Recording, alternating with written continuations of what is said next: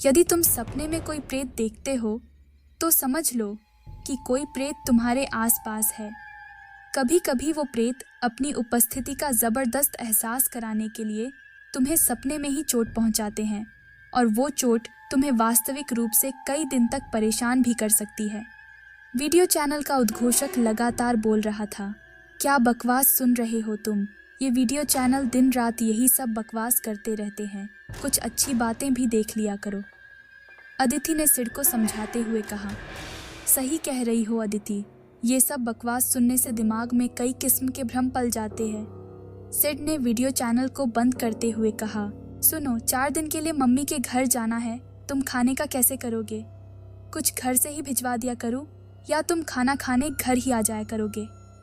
अदिति ने सिड से पूछा। अरे यार, मेरे खाने की चिंता तुम मत करो, कुछ ना कुछ हो जाएगा, कभी तुम्हारे घर, कभी स्विग्गी जिंदाबाद।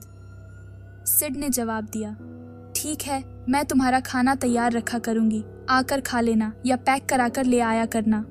अदिति बोली, 4 दिन की ही तो बात है, तुम चिंता मत करो, सब मैनेज हो जाएगा। सिड बोला।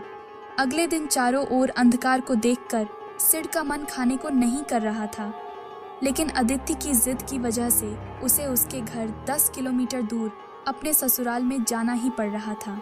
क्या मुसीबत है, कैसा बेवकूफ़ हूँ मैं भी। शाम को ही खाना खाने निकल जाता तो अच्छा था, अब इतनी रात में घर से निकलना एक बेवकूफ़ी ही थी। सिड ड्राइव करते हुए बड़बड़ा रहा था। सर्दियों का सीजन होने की वजह से मेन रोड लगभग जाम थी।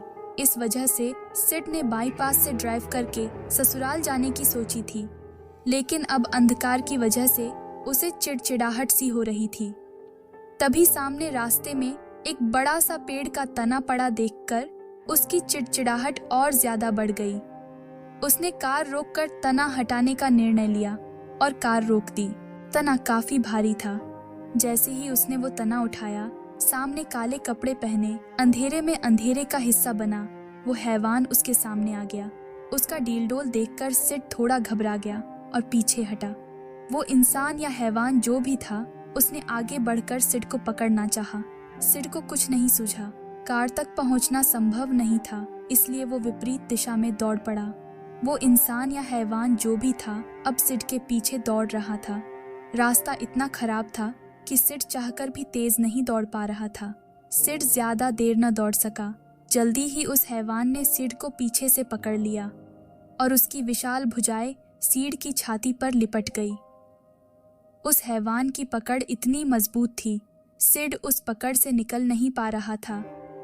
उस पकड़ की वजह से सिड की छाती में भयानक दर्द हो रहा था और उसका दम घुट रहा था। दम घुटने के उन्हीं क्षणों में सिड की आंख खुल गई और उस भयानक सपने का अंत हो गया। सिड के चारों तरफ अंधकार था।